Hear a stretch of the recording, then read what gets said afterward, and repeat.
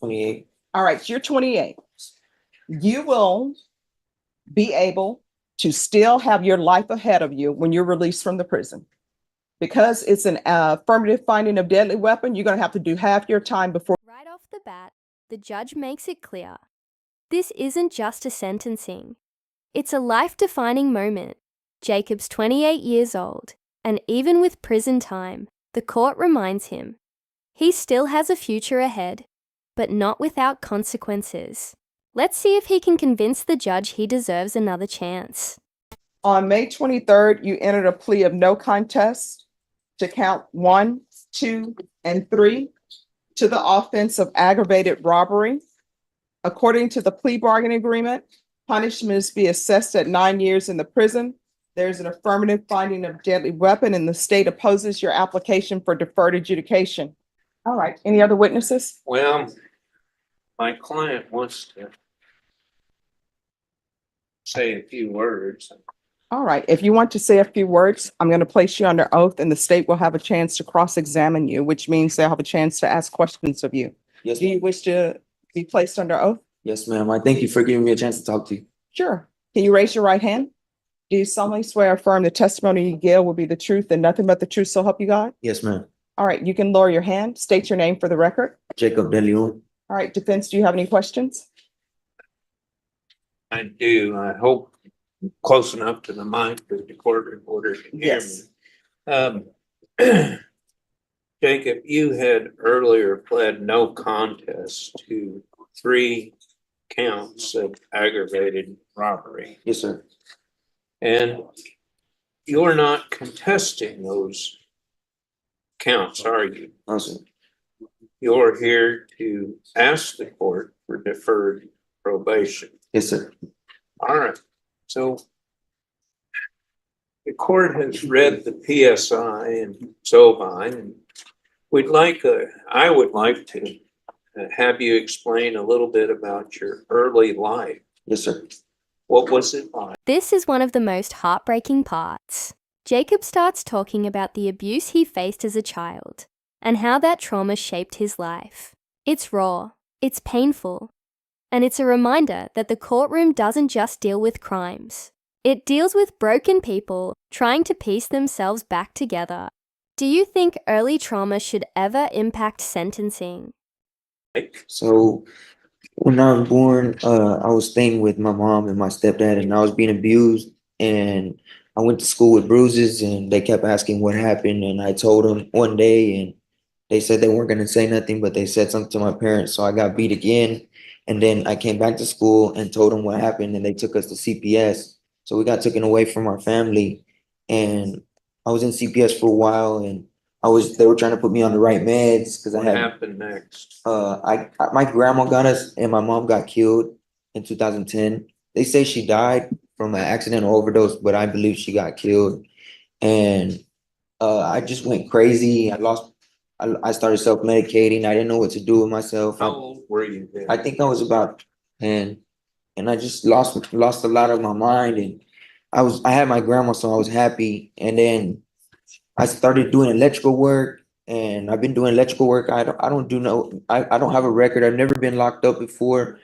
I work and I pay my bills, and I try to keep the little family I got left. And I had my dad, but he passed away while I was in here. So it's just me and my sisters. Well, when I got out, I mean, when I was out there working, my grandma died, and I lost my mind again because she was the only thing that I had left as a When you parent. say you lost your mind, what does that mean? I just started spiraling downhill. I lost my job. I started self-medicating, and I don't really do drugs like that, but I started self-medicating, hanging around the wrong people, and then I wasn't And I wasn't taking my medication. I was going to the doctor before, and I stopped taking my medication. So and as a result of that, what happened next? this incident happened, and I was hanging around the wrong people.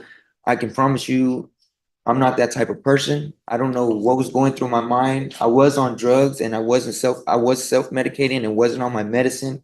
And by the time I realized it, I know I messed up. I went to the Center for Healthcare Services and got help. What And kind of help did you receive? I got all my medications, and they gave me a psychiatrist, and they gave me a counselor, and they started helping me get on my meds. I told them that I messed up and I needed help. So I started looking to try to fix myself, and I just realized I messed up and there was nothing I could do to fix it. So I tried to do better. And Now, you've been in custody for 3 years. Yes, give or sir. take. Where did you spend part of the time? I spent it here, and then I just really needed to go to the hospital. My mind state wasn't in the right state of mind. I was hearing voices. I was just freaking out. I didn't know what to do with myself. I was just losing my mind. And I've been here for 3 years. I've been to lockdown one time for 3 years. I have not had no fights. I'm not an aggressive person. All right, and just so that the record can be clear, the reason why he was at the Bear County Jail for 3 years is because he was found incompetent and he was sent to the state hospital. Yes, ma'am. That's nothing to do with the 187. Now, this is legally significant. The defense highlights Jacob's mental health history. He was found incompetent to stand trial and spent years in a hospital. That's rare. But remember, in the eyes of the law, mental illness explains behavior. It doesn't excuse it. Watch how the judge navigates that balance. District court keeping him in No. custody for No. 3 years. I understand All that, right. Your Honor, and what I was getting at was the next part of the story. As a result of this, you ended up in Vernon, is that correct? Yes, sir. To get help, and I think they helped me with my. Tell us everything. what they did. They put me on medication. They What gave me kind of medication? they gave me anxiety medication, bipolar medicine. I was hearing a lot of voices at the time. What And me- they gave me sleeping medicine, and I was hearing a lot of voices at the time. What and- medicine, what Seroquel, Seroquel, Boost Bar. They had me on Klonopin. They had me on Zyprexa. They had me on another medication. I don't recall what it was called. What are you on now when you're here? They had me on Boost Bar. They agreed to let me keep taking the Seroquel for the voices, and they give me propanolol for the anxiety and depression, and they also give me Seroquel, Boost Bar, and propanolol. All right. And you understand that mental illness or extreme abuse as a child is not an excuse for doing what you pled to. Yes, sir. I understand that. So why should this court even consider putting you back on the street or back in society? Because I promised I could be a productive member of society. I will do as much time of probation as you want me to. I promise I will not mess up. I just ask if you could please give me a second chance. That's all I'm asking for. I promise you can look at my back history. I'm not that type of person. I just lost my mind because I lost my grandma, and that was the last thing. And all I got is my brothers and sisters now. And my sister just had kids, and I really want to be a part of their lives. Well, the court may restrict you if she were to grant probation or a form of probation from being around children under 18. Yes, sir. I would gladly accept that and do better and finish probation, and then I could see them. I will do right. I will be on my medications. I will. Here, Jacob's plea for mercy is intense. You can feel the desperation. He's not asking to be let go scot-free. He's asking for structure, therapy, and a second chance. The question is, does sincerity in court actually move judges? Or are actions all that matter? What I'm gonna do is go to the Center for Healthcare Services and get help, even if I am outpatient. I please ask that I can be outpatient. I'm gonna go through Center for Healthcare Services by myself, like as I want to, because they really help. And I also got a doctor I go to regularly. So I'm gonna get on my medications, get on the right medications, and do right. I plan on still being an electrician.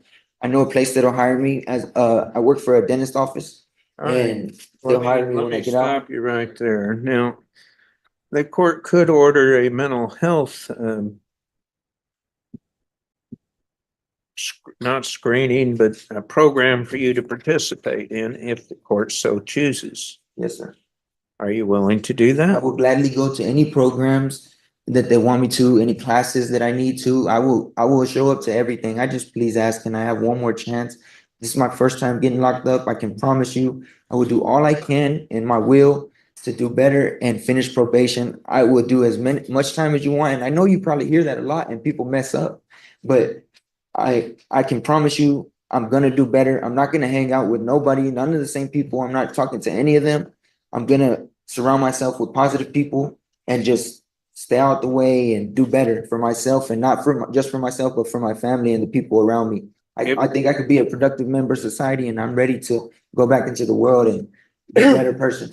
If the court orders you to maintain on medicine and report, say, every week or every other week for drug screening, mental health counseling, and or proof of taking your medication, are you willing to do that? Yes, sir. I really don't need the drugs.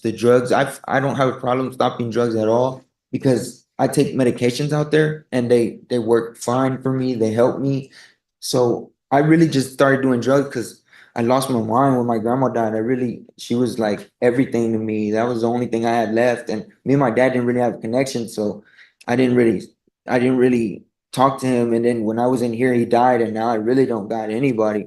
So, but I got my brothers and sisters, that's for sure. And I know my sister's always gonna be there for me.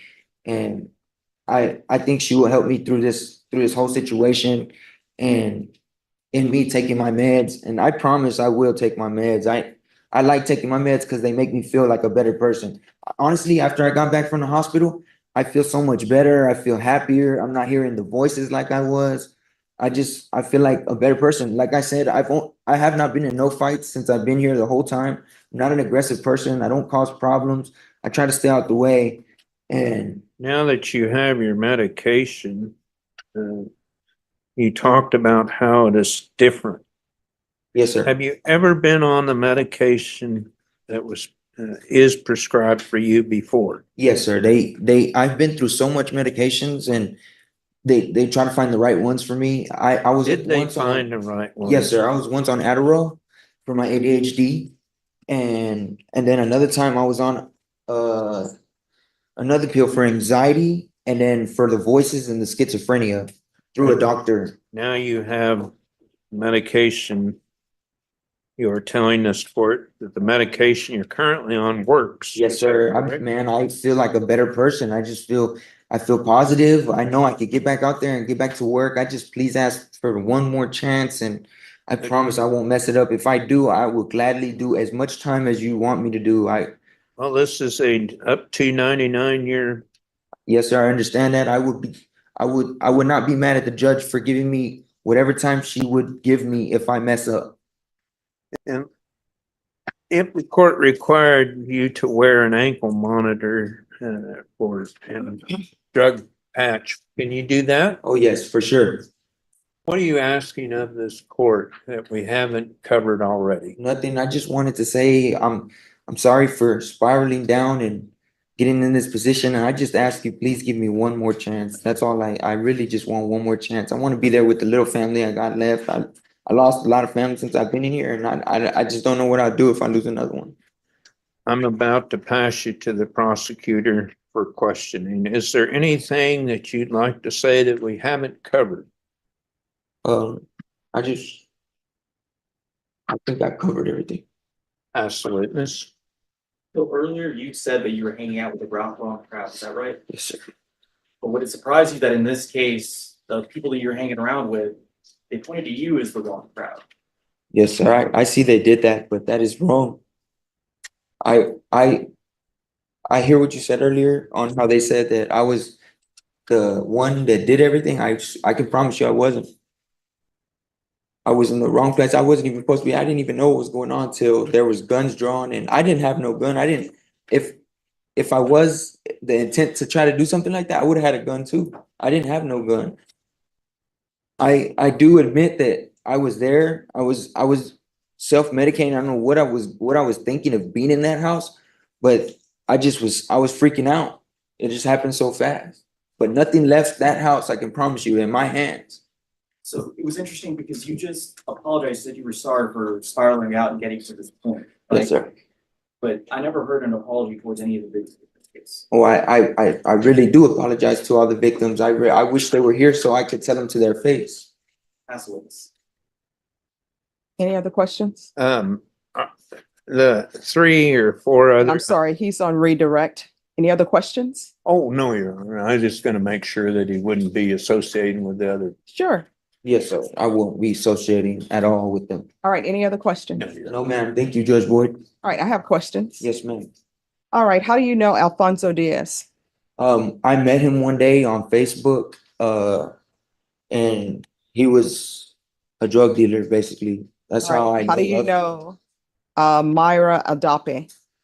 I don't really know her. She was selling drinks after hours on Facebook. Oh, I didn't even know that's a thing now. Yeah, Okay. that's how I met her. All right. So in other words, that would be moonshining, I guess. Yeah. Who is Eric Alderete? That guy I don't know at all. I've never heard of that name. I was told about the report and I've never heard of that guy. I never knew that guy. Okay. Because in the PSI report, I'm sorry, in the stipulations, Yes, it ma'am. states that you would go over to that house and your normal thing that you would do is you would show up and then you would go get your girlfriend and you all would come into the house. Is that true? No, I said that? No, that's what the complainants are saying. No, you're talking about, you said Eric? Yes. How No. often have you been to that house? I've never been to Eric's house. It's Alfonso Diaz's house. Okay, how often have you been? I've been there a couple times. All right. Just to pick up some stuff for my friends. Like I'll go through and To pick up what? some drugs. All right. And then how do you know Brian Pickney? I met him on Facebook, And how do you know Adam Cordova Facebook. and Jessica Aragon? Jessica Aragon was my ex for 8 years. All right. So from the stipulations, these people were selling drugs from their home? Yes, ma'am. Okay. All right. So with regards to restitution, I can tell everybody, victim one is saying a $50,000 black Rolex watch was stolen. I don't have any proof of that. They're saying a $100,000 platinum necklace was stolen. I don't have any proof of that. 2 cell phones. I have no proof of that. Wallet and money. Don't have any proof of that. $2,000 worth of cocaine. They're not getting that back. Yes, ma'am. $100 worth of marijuana. Yes, They're ma'am. not. This is where things take a twist. The judge flat out rejects restitution for the victims. Because those victims were drug dealers. It's wild. Even in criminal law, crime can happen to criminals. But that doesn't make robbery any less serious. The judge's logic here is razor sharp. Getting that back. One television valued at $300. Victim two, a $500 gold rosary. You know, at some point in time, what if it's a rosary, if it's a representation of Jesus Christ, that should give people pause. Yes. I don't have any proof of that. They're not getting that. $100 James Avery silver necklace. They're not getting that. I don't know any necklace They're- at James Avery that costs $100. Yeah, they're just big drug dealers. Excuse me. Oh, Don't sorry. interrupt. Yes, ma'am. Sorry, apologize. Vehicle keys. I don't have any proof of that. 2 grams of marijuana. They're not getting restitution for that. Victim three, $400 Samsung 820 cell phone. That's cheap. Now they say those cell phones are $1,500. $200 Fossil smartwatch, $80 in cash and 4 grams of marijuana. I don't have anything before me that would justify the court or any evidence to giving that restitution amount back for any of the items. And for the court, that's the cost of doing business if you're a drug dealer. Maybe the people that you sell drugs to and drinks to are going to come in and rob you. You put it in your insurance. So I'm not going to grant them any restitution.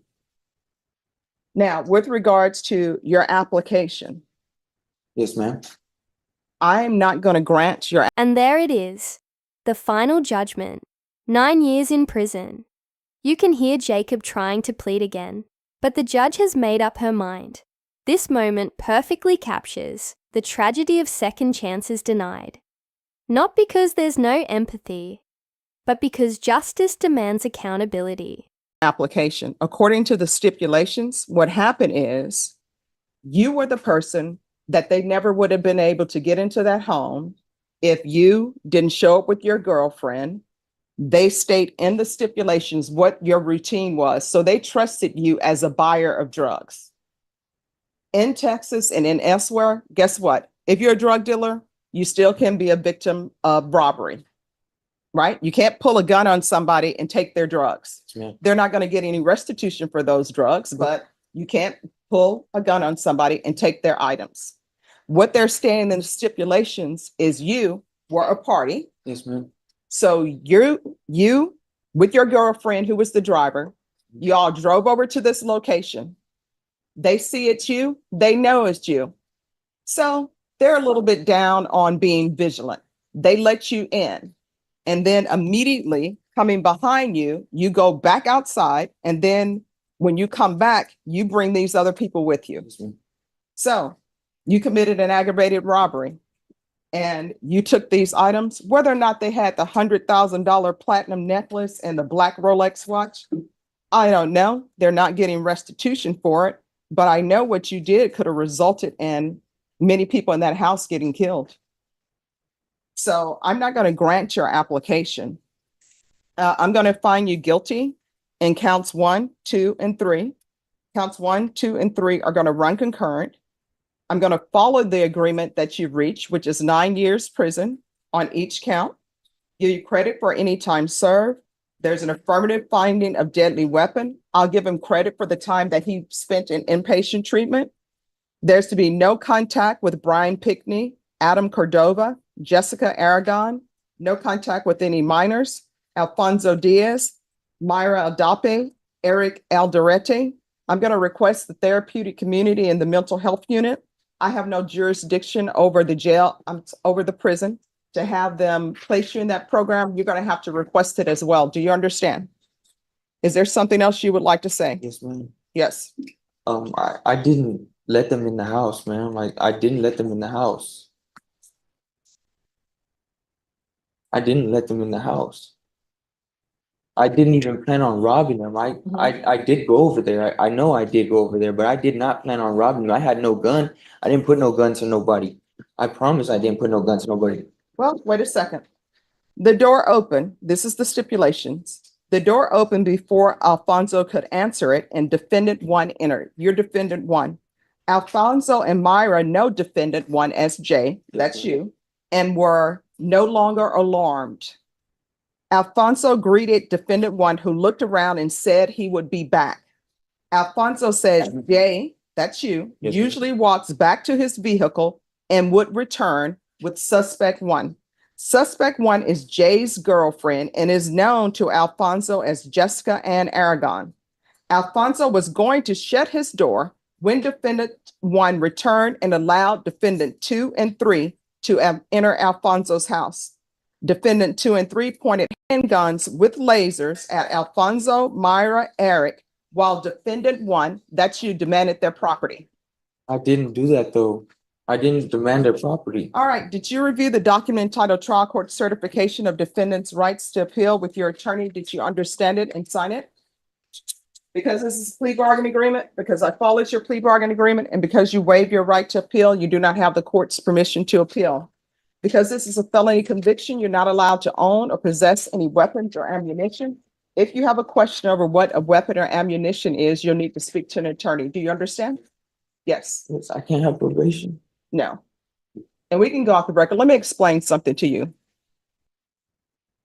And this is the law of parties. Let's say there's a convenience store. And I know at that convenience store, they're going to have a lot of money on Tuesday. And I want to go in there and rob that convenience store. But I can't do it by myself. I need help. And let's say I don't have a vehicle. Via bus don't take that route. So I come to you and your girlfriend and say, hey, I'm going to rob this store. I don't have a vehicle. Can you all drive me there? And you and your girlfriend say, yeah, if we can get some of the money. And I'm like, okay, I'll give you $80. And you all drive me to that convenience store. And then I'm not a violent person, but things may get violent. So I ask somebody else, hey, you're a shooter.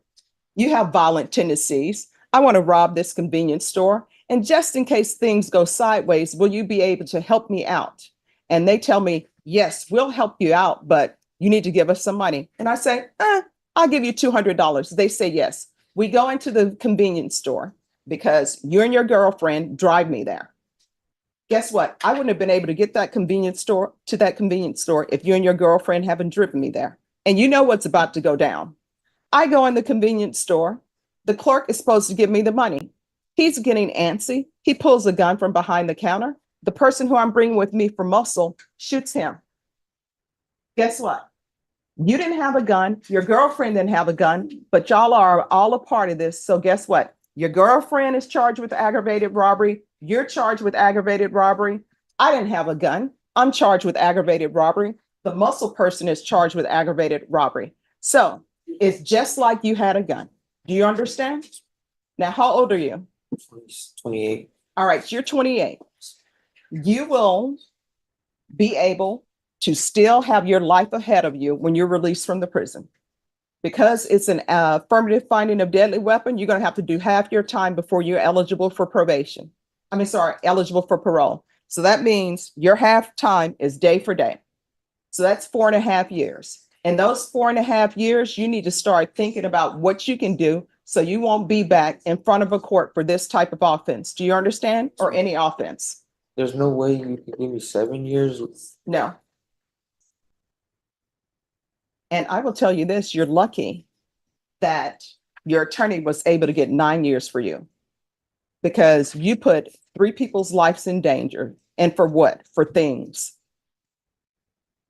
Right? And at the end of the day, guess what? When we all die and we're long gone, that black Rolex watch, that 100,000 platinum necklace, somebody else is going to be wearing it. And stop, destroying your body with drugs. All right? These people are lying. It's not none Here's of the that. thing. I know. In the report, they're drug dealers. I know they're drug dealers. Guess what? That's why they're not getting any restitution. That and the fact that they didn't bring me anything to prove that those items were in fact items that they had. But most of it's lies. All right, thank you. As a judge, we did have one brief impact statement. All right, who wants to give a victim impact statement? That's to be perfect. Oh, It's just a written statement. no. I mean, if they want to give a statement, then they need to come. And then perhaps they want to explain why they're selling drugs in Bear County. All right, thank you. All right, thanks.